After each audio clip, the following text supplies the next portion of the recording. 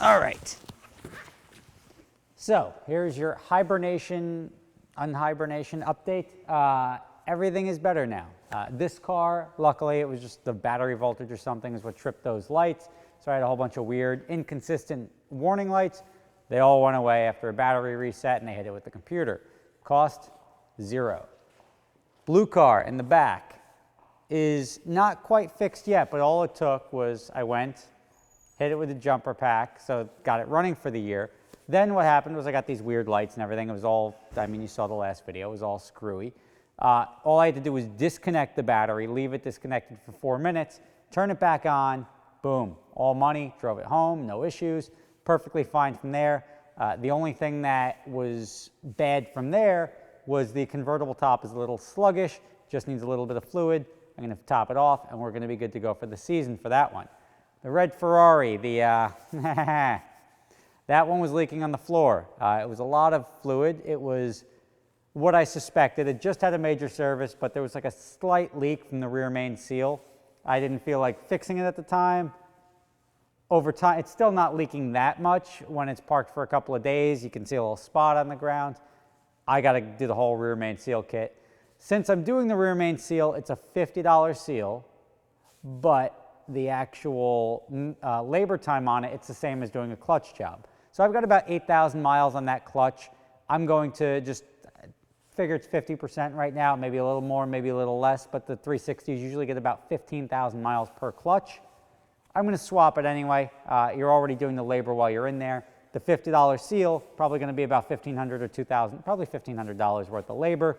So while I'm in there for an extra $1,000, throw another clutch in, I'll be good to go for a while. So now that car is going to have had a major. So the major's done, the new belts, which it didn't really need, but again, with Ferrari, when you're in there doing the labor on something else, you might as well slap the rest of the crap on while you're in there. Same thing I'm doing with the clutch. That car is going to be good to go. So that's your update. Luckily, these cars were all running. I got them good to go. We went over to the car wash, cleaned them all up. I wasn't realizing what a process that was because usually I don't wash all my cars at once. Since they've been sitting all winter, it was time to go wash them all at the same time, and it was a little bit harder than I thought. It was easy to get people to come over to the car wash with me, which is probably a quarter of a mile away, and then they walk back. But then I'm jockeying between cars to inch them up the hill and then drive them home and bring the other guys back. Sort of a process I wasn't expecting to happen. I mean, that's one of those, like, who thinks about that?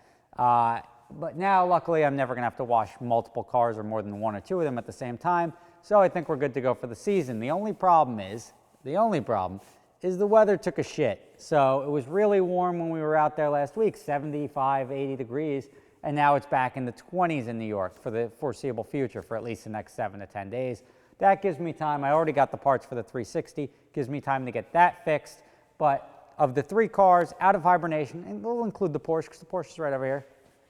Yep, that thing started right up. It just needed a little bit of a jump, but started right up. And the total cost of bringing all these out of hibernation is probably going to be about $2,200, but that would have needed to be done anyway at some point in time. Not the end of the world. There's your update. Don't get scared. I'm doing what every other Ferrari owner would never do. Like, I'm not trying to brag about the bills. I'm trying to be honest with you as to everything that goes wrong. And you're seeing the stuff that goes wrong more so than you're seeing me going and enjoying the car, because nobody wants to watch that. Nobody wants to watch the guy enjoy his Ferrari. What you want to watch is you want to watch when it breaks. So you can be like, hey, that guy's got to spend money. So that is what it is. But don't be scared. These cars are very solid. 360 is very undervalued at the moment.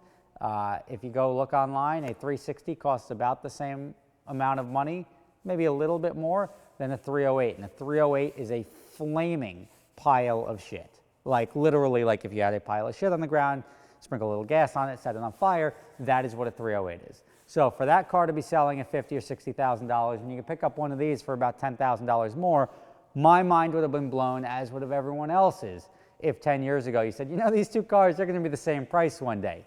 That means one is overpriced, one is underpriced. I'm not saying go pick one up, but if you can afford it, not a terrible buy. Thank you guys for watching. That is your update. I'm ready for spring. All I need is the weather to turn around, and we're going to get out and enjoy these things. Catch you next time.